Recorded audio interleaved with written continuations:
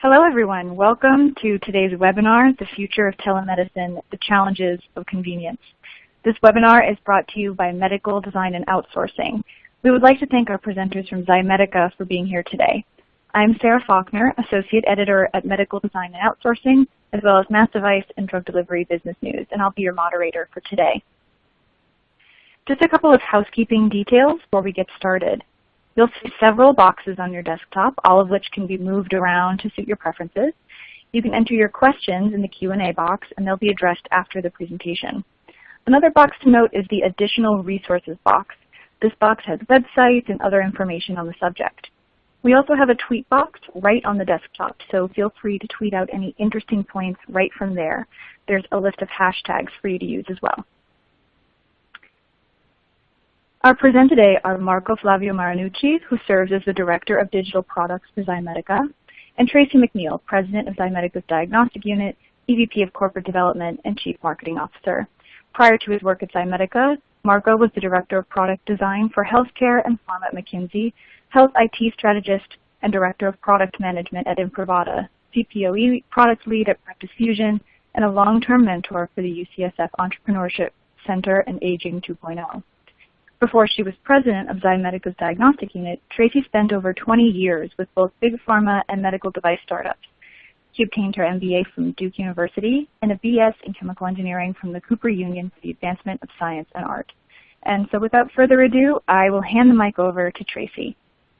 Ximedica is an outsourced research and development firm that works primarily in the medical field, and we're here to talk about the future of telemedicine. We're seeing a lot of our clients work in this space and wanted to share some best practices.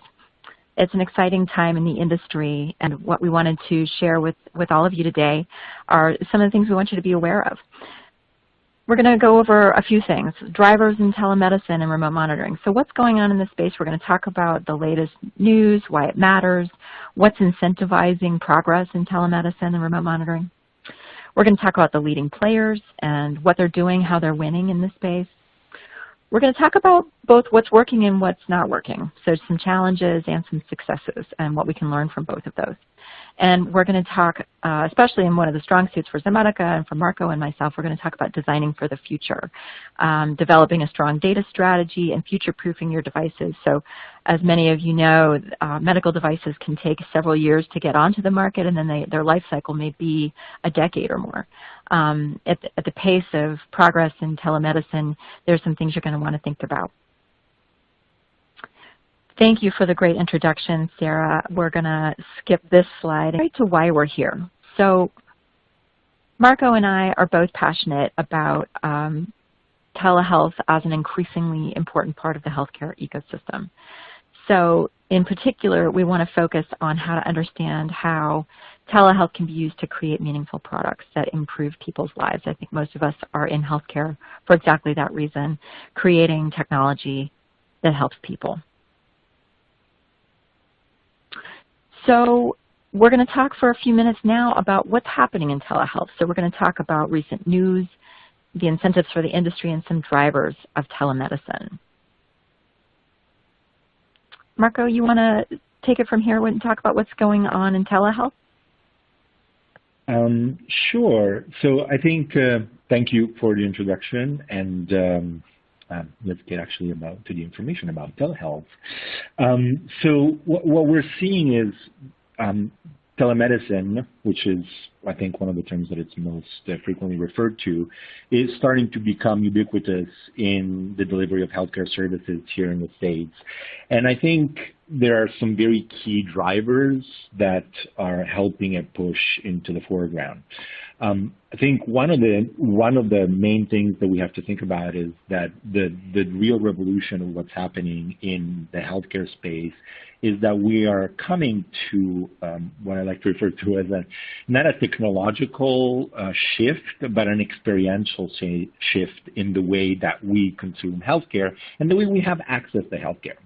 So telemedicine is becoming so ubiquitous because it reflects the way that we like to have access to services and people.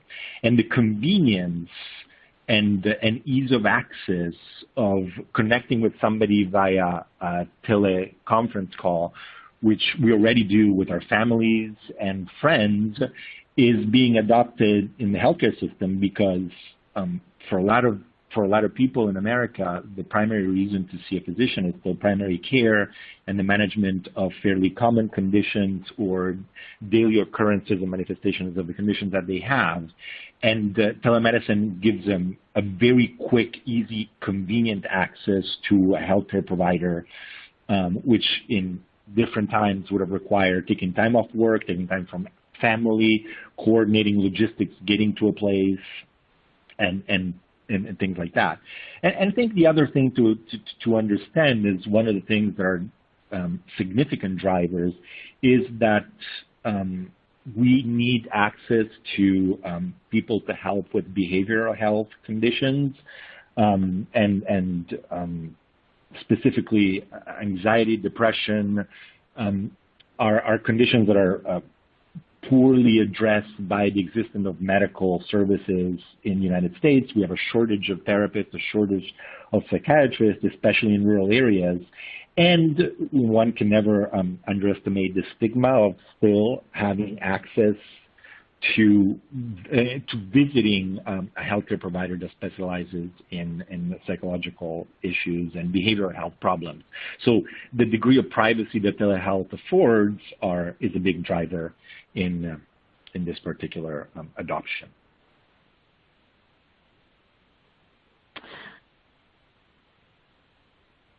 One of the interesting drivers right now that is also pushing telehealth, I mean, I think it's been fascinating to see the amount of mergers that we're seeing in the healthcare space combining traditional retail outlets with healthcare giants. So I think the Aetna-CVS merger has been on a lot of people's radar. You know, I was joking the other day with somebody who watches the healthcare space like me, who was saying, yeah, people say that the Amazon, Berkshire Hathaway, JP Morgan merger is not really impacting the healthcare field, but because it's going to be limited and healthcare is so complicated that they're never going to succeed in that space because the specifics and the actual operational side is so complex.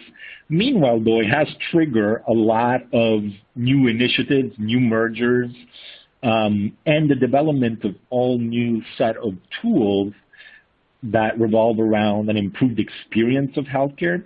And the Aetna-CVS merger was referred specifically as one of those examples of trying to shore up the healthcare services and provide an easier access specifically to the clinics that Aetna is thinking of placing into the CVS outlets in order to serve as primary care places for people to receive health care. It's exciting to see how the retail players are changing the space in healthcare to a more consumer-oriented experience. Yeah, I mean, and even since the CVS Aetna deal, you know, Albertson says that they are thinking of acquiring Rite Aid. So there's this element of like combining where people are with delivering primary medical services there to improve access and lower costs specifically. Absolutely. The incentives, you know, obviously one of the biggest barriers for the healthcare system to adopt a new technology, like in 2008 when we started implementing meaningful use for EHR adoption, we had to put behind a significant financial incentive for hospitals and primary care providers to adopt the technology. And the same is happening with telemedicine. So right now, the benefits are still limited. Recently, 90991, which allows for physicians to check on remote-generated data from health IT devices within their healthcare clinics and site of operations has created an incentive for people to monitor patients remotely, and therefore giving telemedicine a boost in being able to communicate with the physician remotely while providing this particular data from your home or a third-party site. And recently, Congress has just approved a series of new incentives for telemedicine to support this particular expansion, where they're eliminating geographic restrictions on telestroke consultations starting in 2019, and expanding coverage of Medicare Advantage Plan B starting in 2020, and also giving ACO the flexibility to implement their own telemedicine efforts and be reimbursed for it. And also some new services like considering the patient's home dialysis site as an originating site, which was not the case until now.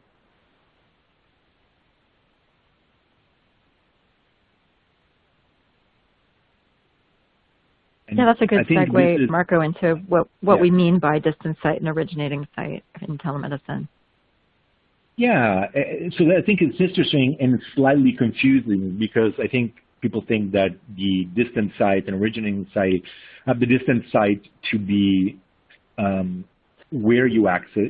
Basically, there's no really restriction on the distance site where the provider can be, but still to this day, the originating site, which is where you are accessing telemedicine from, has to be located within a health professional shortage area, and it must be one of the following types of health services. For example, you can access a telemedicine service from a physician's and practitioner office, from a hospital, for a federal qualified health center, or a skilled nursing facility. So you still need to be within the context of a healthcare provider site, and then accessing a specialist usually for a specific kind of service, like a consultation or a behavioral health specialist. But it's still tied to a practice to practice. So it is not still quite reimbursed when you're calling from home into a provider. For that, there's still pretty severe limitations about what is allowed and what isn't. But that definition is changing, as I said before, for example, for counting the home for dialysis purposes as an originating site. And that is a change that's coming in the next couple of years. And one thing that we're going to talk more about later in the webinar is in product design into this space. You know, if your product is going to be on the market for a decade, or, you know, it's important to think about what's happening in that landscape, because right now, even if your product's not reimbursed, but it saves money in the system through better outcomes, there's a lot of reason to take this landscape into account. Yes, absolutely, because anybody's product development pipeline has to keep into consideration. I work with a lot of startups here in the Bay Area, and oftentimes they forget that the reimbursement model for healthcare products is going to be a significant driver of adoption for a healthcare system. Mm-hmm. It is not sufficient that you are simply serving a valid clinical purpose or solving a healthcare problem if the reimbursements are not aligned with the incentives for healthcare. And that is understanding how your device plays into the system and how the system gets reimbursed for that service that you're providing is crucial to successful product pipelines. Absolutely. And the drivers of telemedicine, as we were saying before, right, convenience. I mean, that is the thing that has kind of driven the whole adoption of smartphones and the introduction of user experience as a discipline in product design. The fact that people want to be able to use products where they are, when they want to use them, and not have to read a manual and go through complex digital instructions in order to achieve something. And that's the big driver of telemedicine. Yeah. Telemedicine affords the ease of being where you are and accessing a consultation, and then ending the consultation with a script or a diagnosis or a recommendation, at least, that you can just act on. or walk down to your local pharmacy and pick up a script and be done with it. The other great incentive is, humans are, capricious about adherence to medical information and in direction. We know that a lot of patients don't follow the instructions of, for example, taking a full antibiotic course after surgery or a strep throat infection. Telemedicine gives the chance of having access to a physician and for the physician to have access to you in order to monitor how you're doing and whether you're following the prescribed care plan for a condition. And without you having to go there or them having to come to you. And therefore being able to prevent negative outcomes or complications that were unforeseen because of poor communication. And communication, as we know, is a big barrier in a lot of human endeavors, and definitely the proper following of instructions from a physician to a patient. Because be it for laziness, I know that even when I was working on diabetes at UCSF, we knew that the adherence of diabetic patients to their prescribed medication regimen was under 25%. And that was diabetes, right? Yeah, adherence is a huge issue. Yeah, and communication improves adherence. And also feeling that somebody's checking on you, not just the communication, but the human connection that telemedicine affords is a driver for adherence. Yeah, and that touches on a lot of the points in this slide, which is improving outcomes and avoiding complications and getting to availability and support. Yes, because, again, the rural areas issue becomes the availability of specialists and the access to quality specialists is impacted depending on where you live and whether they exist in your area. And that's why the government is incentivizing telemedicine specifically for access in rural areas and areas that are poorly supported by existing medical services. So that is a perfect segue into what's going on, because there's been a lot of movement over the last couple of years to improve the possibilities for hospitals and providers to be able to use telehealth. So let's spend a little time talking about how it's happening and who's leading the way. Absolutely. So aside from the government incentives, hospitals have often their own incentives and their own metrics that they are adhering to in order to serve a patient population. And so even though some services may not be directly supported by incentives, oftentimes there are services that are offered to the public that are driven by being basically collateral benefits to a particular experience. For example, there's a fair amount of telemedicine that's used for communication and education of patients after they leave a site, after a surgical event, in order to check in with them. Now, there's not a direct benefit there. There's not a direct financial incentive there, but the readmission for the 5 main conditions for which the government bundles payments like COPD, heart failure, hip and knee replacement surgery, we know that the metrics of readmission are improved when the patients are adherent to the medication regimen that they're given, but also they're checked in order to make sure that they're dizzy, they're not feeling feverish, they are monitoring their surgical site for signs of infection. They are not, poorly respondent because they have an infection and in fact their capacity of reasoning is impaired by the fact that they're actually quite sick.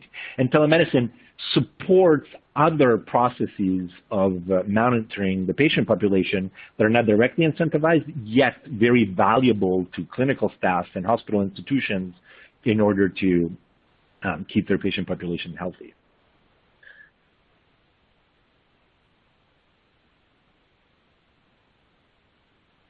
What's going well? Right, so, well, what's going well?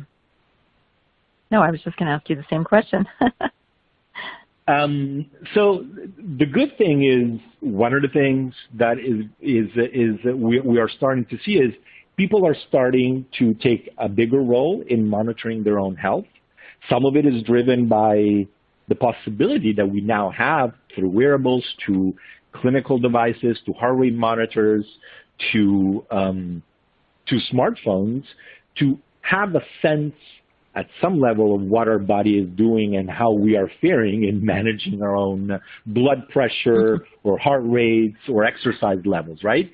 So a lot of this information is now available, which allows for a third party that is remote to understand a little bit of our healthcare context in order to make a somewhat informed decision about our state.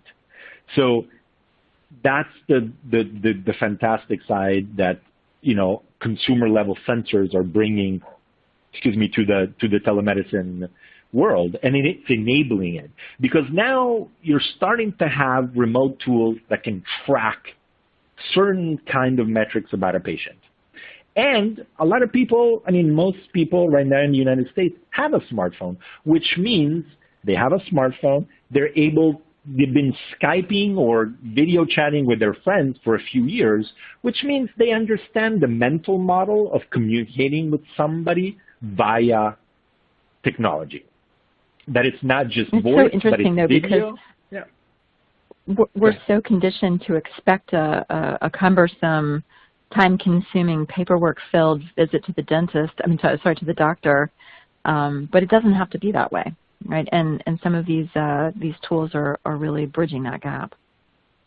Absolutely. I mean, you know, it's interesting because they're starting to be, that's the Amazon JP Morgan play. Like, their idea is to create whole new digital tools leveraging the latest technology and data analysis to serve their own employees first, and then whatever they develop and test internally to then offer to the general public.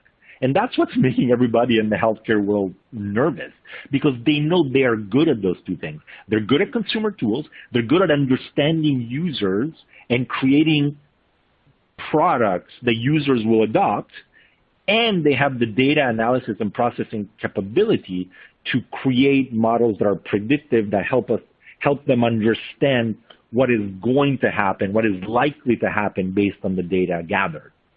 So now we have all those. If I could just add, I heard I think some people are certainly threatened in healthcare, but many people are starting to realize that is so exciting to have these entrants. I heard the CEO of Mayo Clinic speaking just recently specifically about these entrants and how he thinks it's absolutely necessary, and that anybody who's paying attention should be very excited to see what these new players can do to make healthcare sustainable for all of us. Yeah, I mean, so what's 18? Yeah, go ahead. Go ahead. Yeah, no, go ahead. No, I'm saying we have an 18% GDP cost at the moment. We need to lower costs for this particular, you know, vertical for the public, right. and aggregation of services, and a lot of it has to happen further up. But that's why we've seen more happen in interoperability since the Apple announcement, since the Amazon announcement, since the Aetna CVS announcement. Those have done more for interoperability than the previous 10 years have with people left to their own devices. And by people, I mean health IT systems, hospital networks, payers. I mean, these last 3 announcements have done more for interoperability than the previous 8 years of announcements. So we should move on, but let me just add that lots of things are going well, but most visits are for follow-up care on diagnosis that's already done, meaning new diagnoses are not as common in telemedicine. And there's many states that are requiring equivalence of cost between telemedicine and in-person. And so there's definitely some work to do there. Absolutely, and we can talk about more of that later. Yep, exactly. So who's leading the way? So there are a few projects and pilots that are happening around the country. I like to talk about Appalachian Regional Hospital because they were one of the first in 2014-15 to create a remote patient monitoring full system that actually won awards in telehealth excellence in service, because they understood that they had some of the key drivers that are successful for a successful telemedicine implementation. They had a distributed remote population. They have limited remote services. They had an underserved population, and they understood that technology could bring together a series of tools and services that would help gap these particular, help fill these particular gaps in service. So what they did is they understood that remote monitoring medical devices paired with telemedicine, paired with a service model that would allow for constant check-ins, would be a driver in reducing readmissions for people that received care or surgery for COPD and cardiopulmonary disease.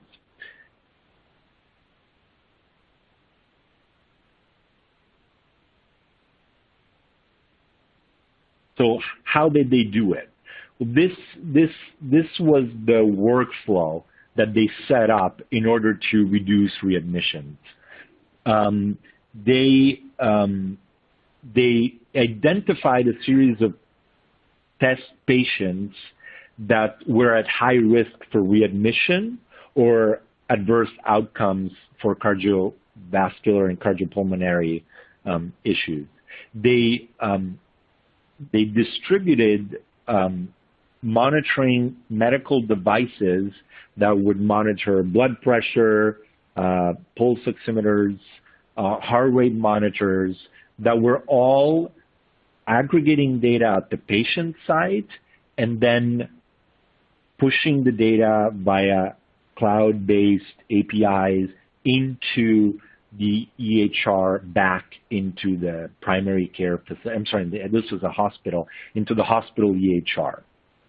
So they had the devices, via Bluetooth they pushed the cloud pushed into the EHR, and then in the EHR, there were assigned registered nurses that reviewed daily the data from the patient, and the nurse ascertained whether the patient was within acceptable levels for those particular metrics, and then consulted with the patient's provider to make recommendations on the continuation of care. And the nurse was basically the in-between and escalated to the provider as needed should there be a need for medical intervention or for the patient to come back to the hospital in order to receive care, because especially for post-surgical patients, there are several things that may escalate rapidly, like sepsis, lactate levels in the blood that require immediate action. For example, sepsis risk requires immediate intravenous antibiotic treatment, and every hour lost brings higher the risk for mortality.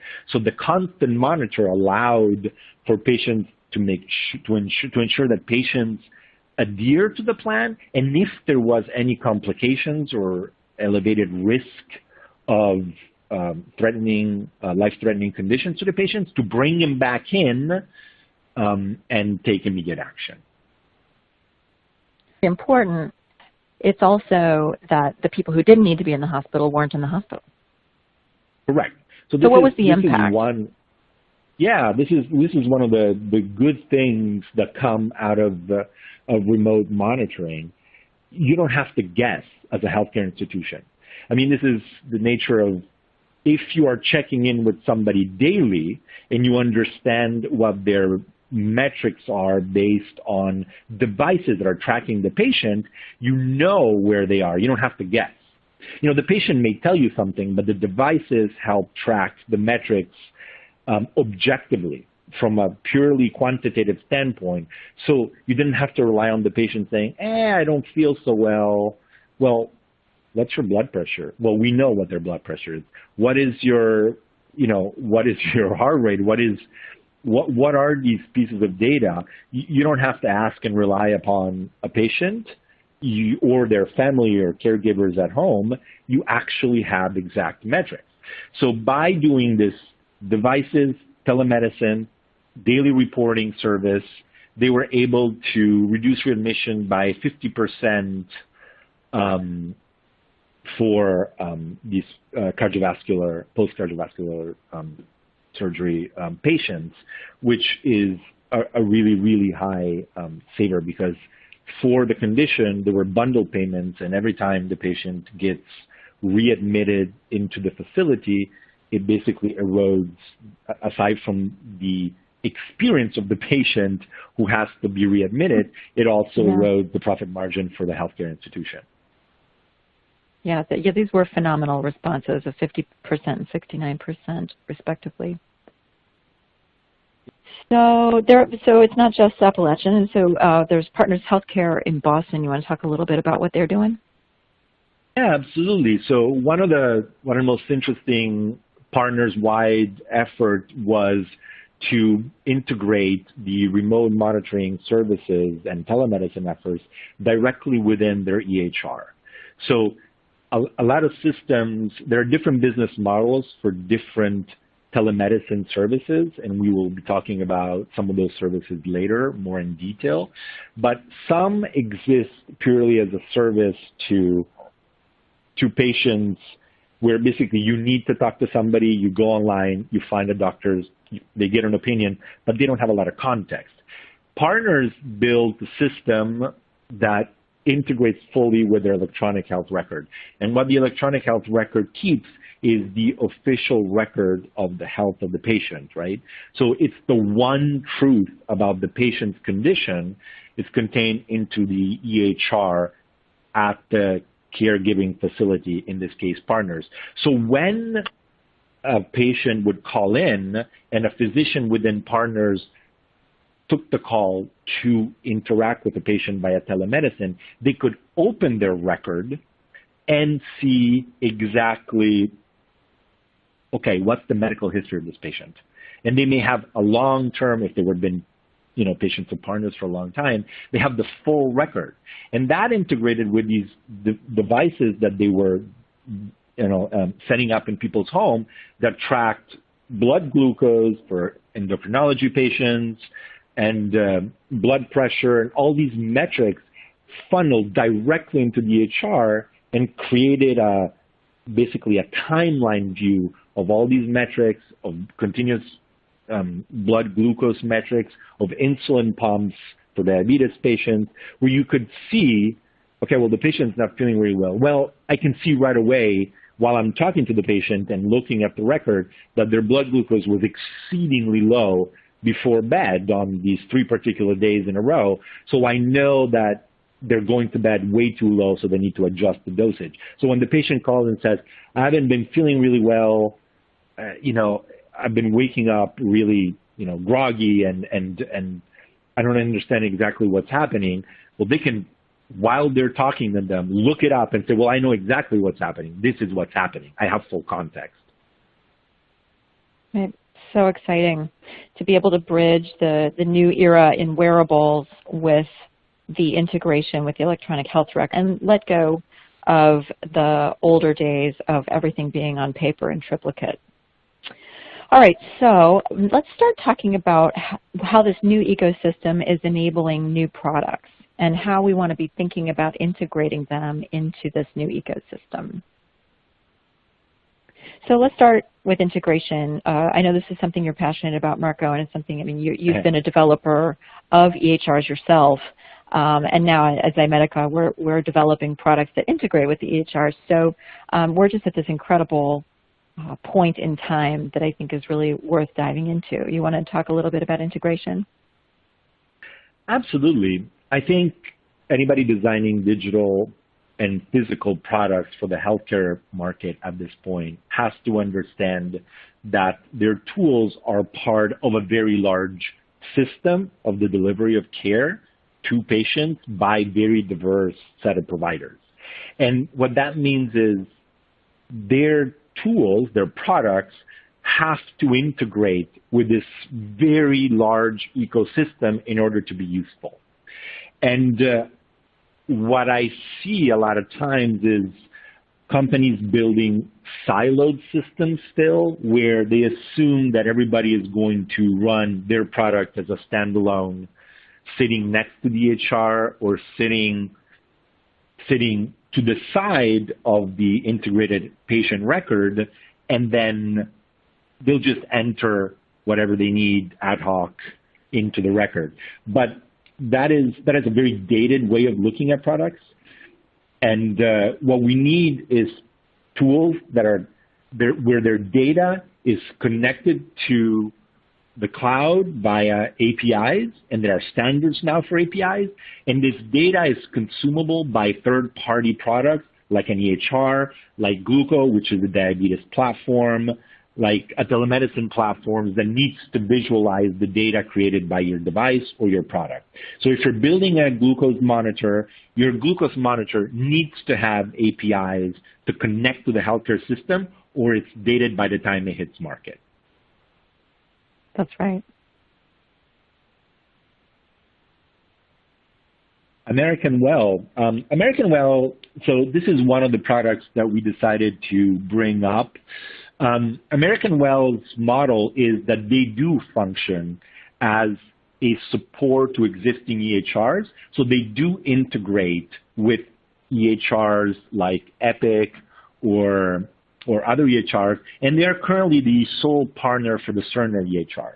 So if you're a hospital and you want to create a telemedicine EHR for your institution, and for example, you have Cerner as your EHR of record, American Well is the sole partner right now that integrates fully with your record.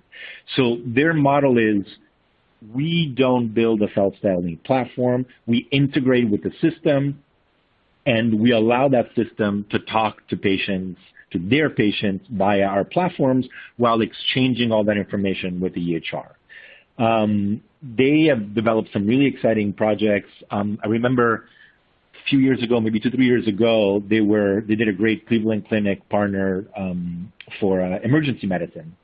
So they were trying to give emergency care to patients via telemedicine and integrating that information into the EHR.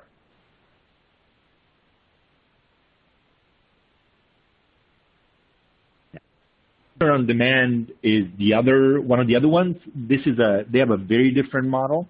So they basically allow anybody to launch their app, and it's not necessarily integrated with an EHR, but it just allows people that need to talk to a physician right now. For example, you're at home and you feel sick and you're feverish and it's spring and you don't know if do I need to get a flu medication, or do I need to go see a doctor for flu? Do I need to get cold medication, or have allergies? So you just launch the app for a flat fee. You talk to a physician. They help you navigate through the symptoms and understand where you are in order to understand your condition and get the proper treatment. And they've been some of the most successful. They have a great user interface, and it's very easy to use, and anybody can have access to it. And usually in 5 minutes, you're talking to a physician and getting right to the visit. I think this group is particularly cool. They're breaking down some of the IT issues and setting new standards for what success can look like here. It's really cool. Yeah, because they don't just have PCPs, like primary care providers, but they're doing emergency medicine. You can talk to a mental health specialist. So it's pretty broad, and it's just like click and talk to somebody for a flat fee. It's very very successful. Adizia it's another one of my favorites, and I think they've done a different model. So while American Well is kind of more generic, just to connect hospitals to patients and vice versa, Adizia has specialized a series of workflows for specialist practices, and one of their most successful, and now it's being expanded in benefits in the next couple of years, so that's being incentivized and with government incentives to support this particular initiative, is telestroke. So they allow for these very specific workflows involving all the proper clinical personnel in order to detect and take action on a patient that may be at risk for stroke. Because with stroke, timeliness is such of the essence, it's so much important, and how quick you react, they've optimized these workflows and the coordination necessary to take action. And American Well, actually, I think it's making a play to buy them. I think they're buying them specifically for their specialist flows to support the American Well platform. I think that makes a ton of sense, because with the EHR integration and this platform capability, that would be a powerful combo.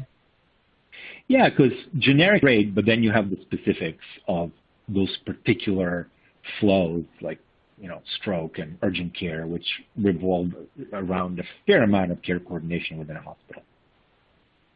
Mm-hmm. What is preventing telehealth from advancing? Well, we do know some of the barriers. I think I think there's still a perception problem at a level that seeing a provider in person is always better than somebody virtually who you may or may not know their credentials, the level of skill, or their understanding of your problem. And so there's still a degree of skepticism in some of the patient population. But that is changing as we become more comfortable and as telemedicine becomes more ubiquitous. So like all new technology, there's a user barrier of perception where I want to talk to a real person, not get on the phone with the physician. Mm-hmm. And also patients know that, you don't always have a real physical exam, so how can they really know what's wrong with me? But that's where, as telemedicine integrates more with a record and you're actually talking to your healthcare institution that has context for your care, that will change. The other thing is obviously reimbursement. I mean, as there needs to be reimbursement for physicians to be paid back when they offer this kind of service to their patients. And that is right changing. Now that's not really well set up. Yeah, stroke is one and dialysis is the other, but that needs to change. And there is starting to be some movement there with the Chronic Care Act, but we're still not quite there. And then lastly, infrastructure, right? I mean, I've seen that with the deployment of EHRs in hospitals. That was painful. Hospital IT infrastructure needs to catch up with Wi-Fi and connectivity enough to support telemedicine at scale, and patients need to have broadband connectivity enough to have ongoing teleconferencing and video conversations. So that is slowly it gets better constantly, but we will need more infrastructure development in a lot of, especially rural hospitals, in order to be able to support this at scale.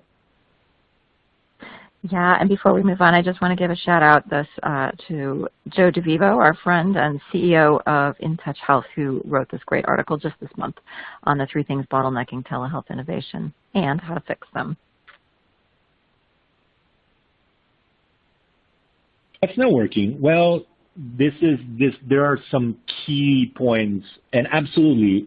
So integration with EHRs is essential, and a lot of them, like for example, the Doctor on Demand, are good for supporting small concerns.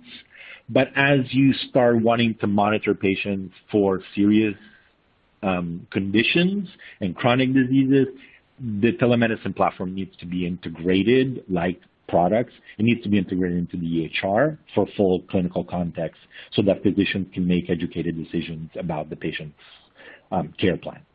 So we are still working towards that, but that's not always present.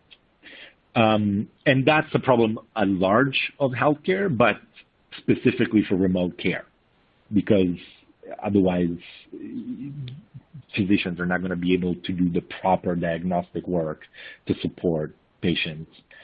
And then we were having this conversation with CMO of Kaiser, where they waited many years. They said it took them 6 years to develop their own telemedicine platform in order to have full integration. So for them, the waiting was worth the lack of service until they had the proper system in place, and it took them about 6 years so that they could actually offer the service at scale.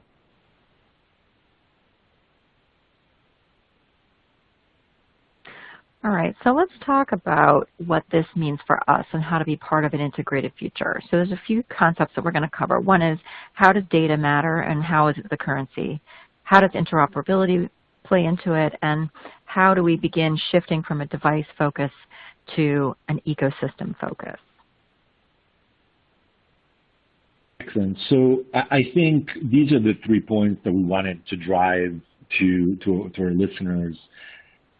When you're building a product of any kind that has to be integrated in the system, don't think of your product. Think of what type of data your product can generate, whether it's biometric, whether it's information that the patient is inputting, and understand how that data plays in the healthcare ecosystem and who may need it in order to take action towards the patient. So if it's a biometric, ensure that your data flows for your device into the cloud via API and integrates with the patient record, and it's available in an intelligible way to the physician that has to take action in order to care for the patient. And that brings us also to the interoperability. Keep your data standardized in APIs that the healthcare system can consume, which in this case, in this time and place, are HL7v2, and FHIR is rapidly growing in presence in the healthcare ecosystem. But make sure that your data is consumable via those two APIs. And then the other thing is solutions versus solo devices. Understand that your product is a subset of a larger system that is trying to care for a particular condition. And if you, for example, are developing insulin pumps for diabetes, understand that in order to care for diabetes, the system includes an EHR, a glucose monitor, possibly wearables, possibly fitness trackers, possibly data about the diet of the patient. And all these parts have to come together in order to take care of the patient and understand what your role is in direct action, what are you directly contributing, and what can you contribute it within the system in, joined with these other pieces to create something that can better manage the condition for a patient. So we're going to dig into each one of those just briefly, and then we're going to get into some examples. But I just want to say it by way of context that a lot of so Ximedica works on maybe 50 products at a time. And so what we see with a lot of the work that we do is that there are pieces of the puzzle that each of us are carrying into this ecosystem, and that collaboration is going to be so key to the next chapter of healthcare. That wearables are beginning to talk to EHRs, are beginning to talk signals on devices, and as we knit it all together, data really is the currency. So maybe if you could just take just half a minute on this one, Marco, and talk about what that might mean for a product designer. Absolutely. So I think the thing to keep into consideration is that there's a reason why everybody, Google, AWS, Amazon Web Services and Microsoft are creating these large cloud data repositories, because data allows for two things. One, predictive models for where interventions will be needed in healthcare, how are services working to care for the patient population, because you will be able to analyze the data to understand what works and what doesn't. And now that we're getting more into machine learning algorithms that can make more accurate predictions on what a patient's condition is and how it may devolve or evolve over time. And that is all driven by what the data tells them, which is why they're all creating ways to aggregate it, analyze it, and draw conclusions from this particular data. Right, and so we've got a couple of points on this slide about wearables data. not being clinically valid. So there's a lot of people working on that issue, and just 10 seconds on BD Health site and how they're making sense of this. Well, what is happening is anybody that is creating, they're creating a full system of multiple connected parts to manage medications within a hospital. So there is the warehousing, the tracking, the pharmacy, the distribution, the restocking, the availability. All these parts, all these physical devices are talking together to understand the flow of medication through a healthcare system. And they're all talking together to a joint health cloud where they all connect, and then they push all this information after analyzing and understanding what the flow of each particular drug is within a system into the record to understand how it impacts patient population. And they're also, as they aggregate and manage the data on the drugs within the healthcare system, they ensure that they standardize the way this is communicated. So should it be needed by a third party, or they make partnerships via HL7 and FHIR, they can share that information and make it available to other supporting services. So on that note, maybe I'll just say a couple of words about interoperability. So there's a lot of great work going on in the industry to help different devices talk to each other and back to the central command, whatever that means, whether it's the EHR or an aggregator.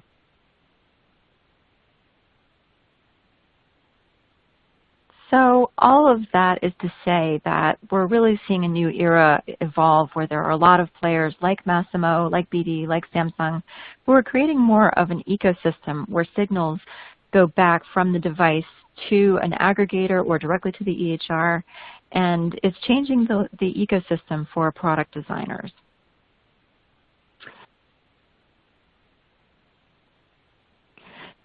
So how does a data strategy matter? So there's a shot here of some airplanes, and this is courtesy of Boeing, and they are putting sensors all over their airplanes because they know their airplanes are going to be in service for decades, and they want to be able to move with evolving digital capabilities. And there's a similar kind of thinking around the design of medical devices and diagnostic products. So if your device could collect data, it's easier to design it in upfront and ask yourself which data would or could be valuable, or what signals could be useful in telemedicine and remote monitoring as that landscape begins catching up.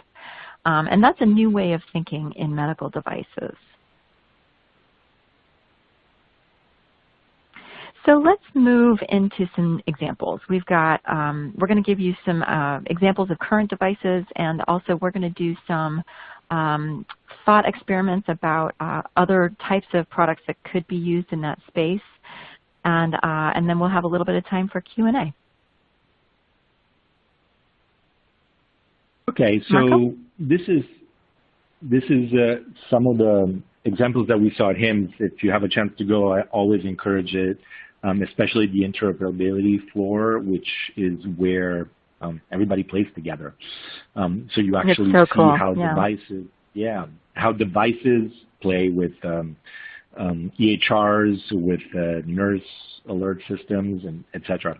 And one of the things we saw was this newborn care workflow where you had an infusion pump that was connected to the infant, and the data from it was being pushed directly to the EHR in order to communicate metrics from the child. And the Masimo patient bedside monitoring system was surfacing and displaying the data visualization of all the data collected by the pump and the biometrics from the infant in real time. And all that was then being pushed into the EHR to ensure that clinicians that were remotely monitoring the patient, the infant, could actually see exactly what was going on with it in real time. And this was a combination of 5 different devices joined via data sharing APIs, monitoring and managing the patient. So how that could work in a remote monitoring example is you could have the same kind of bedside pump in a palliative care situation, in home hospice, that could send data both on dosage and body signals in real time via a monitoring platform. And right now, usually what is the family that's got a lot of other things going on has to write that down, and it's not done in remote monitoring. So there's a lot of opportunity here. Another really good example is some of the products I've seen that I've actually been consulting on a while back was bedside mattress pads monitoring systems that were connected to software that analyzed the movement of the patient. So the full bed was covered in sensors, and so the device was able to sense whether a patient moved at all, was restless, or was overly reliant on leaning on one side of the body that will create bed sores. The software analyzed those motion patterns and communicated to the nurse station whether there would be problems at the moment with the patient or likely to happen in the near future because the patient was either restless or completely immobile in one part of the body, and therefore may lead to bed sores and therefore had to be moved. So all this was done remotely when a combination between the pad, the software, and the nurse station alarming system. Right, so this example is something that what you're looking at on the screen here is something that currently exists. It's a fairly simple device where if an Alzheimer's patient gets up and wanders off, there's a simple alarm that goes to the caregiver. But what we're saying here is that you could take the same idea and connect it so that so many more kinds of technologies could be enabled if it were going back to the EHR, to the nurse's station. Absolutely. All right, let's talk about the same set of ideas in diabetes. There's been some really exciting stuff going on lately. Absolutely. I think diabetes is one of the most fertile grounds for new products that help manage patients remotely, because we know diabetes is a disease where you are, as a patient, left to do most of the work on your own, and then you check with your endocrinologist every 3 to 4 months, and then they give you further input. But there is the possibility of these devices that are connected directly to the patient to, in fact, share all their information. And I think we want to speak about Gluco because Gluco's model has been not to create any device, but simply become the data visualization and integration model product for all of the devices. So they play with over 150 different devices, even though they don't make any device.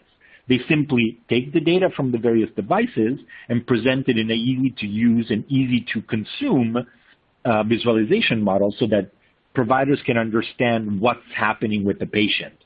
And you can see a future where the telemedicine model is built into that, and as the information is consumed by the clinician, they have a way, or the patient calls in because they have a problem, they can look it up, look at all their blood glucose and insulin dosages over the past few months, and have a very clear picture while they're speaking to the patient about what's happening to them, with them, and being able to make recommendations that are informed by objective quantitative data instead of what the patient is telling them. Absolutely huge strides forward by Gluco. So let's go over the key takeaways. We've spent some time today, and we'll turn it over to questions. But today we've talked about how to understand how telemedicine and remote monitoring can advance your product strategies. We've talked about what's going on in the industry, and we'd love to discuss any data strategy or product development challenges, so feel free to send us your questions along those lines. And we've talked about how to make healthcare accessible and more convenient for patients and families and providers. It's really making the whole ecosystem more comfortable for all of us. So we hope you have enjoyed the teleconference. And Sarah, I don't know if you've gotten any questions in. All right. Thank you, guys. We are now open for questions. We've got some time for a few. So if I'm developing a device, how can I ensure that it's future-proof? It's a great question. Future-proof. Marco, you want to grab that one? Yeah, I think that's a very good question, especially since we know that devices tend to be on the market for a significant amount of time, right? 5 years, 10 years. Mm-hmm. So what you want to ensure is you understand the complexity of the system that your device is going to be working within, and you have a very clear data strategy of what metrics your device is tracking and how are these metrics communicated to the rest of the healthcare ecosystem. So you need to understand the metrics, your API strategy, and also try to keep an open mind about what else could this device possibly capture in terms of data to solve problems in the space you're working with. For example, if you're working in COPD, keep an open mind of where the business is going, where the market is going, and introduce the possibility of capturing certain metrics that you may not be capturing at this particular moment, but may become very valuable 5 years down the line because that's where the work is being done right now, and we know we're going to need that particular data as the technology catches up with it. Right. Great point. One last thing. Oh, can I add one last point? Make sure that your interfaces and the quality of your interfaces is easy to access and use, because more and more products are going to be in the hands of patients, and patients won't have a medical degree. And it's really important that they are able to use these, especially if they're going to be doing it remotely on their own. Yeah, I think that's a great point. We have another question here. Where does telemedicine intersect with device development?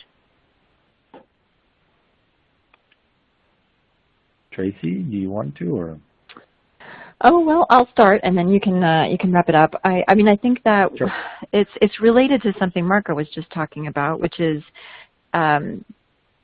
device. I think in the old days, device development was more of a static thing. And if I'm trying to develop a widget, I think about my widget and how it's going to be a solution that everybody will love. And I think in the context of telemedicine and remote monitoring, we want to be watching that landscape to see how things are changing for the user, and to think about what data my widget might want to contemplate having. You know, maybe some sensors or some ports that I wouldn't have done in 1990, but now, because of the advances in the ecosystem around me, I can enable that kind of convenience and be part of that solution to make healthcare a little bit more fun and more comfortable for everybody. Marco, you want to add anything to that? I think you kind of made a good point. I think the other thing is, right now, part of the data about what patients do in their lives when they're outside the healthcare ecosystem is driven by information and data provided by wearables. But for a lot of conditions, wearables are just not going to cut it. We will need medical devices that are user-friendly, that are providing clinically reliable data to manage patient conditions.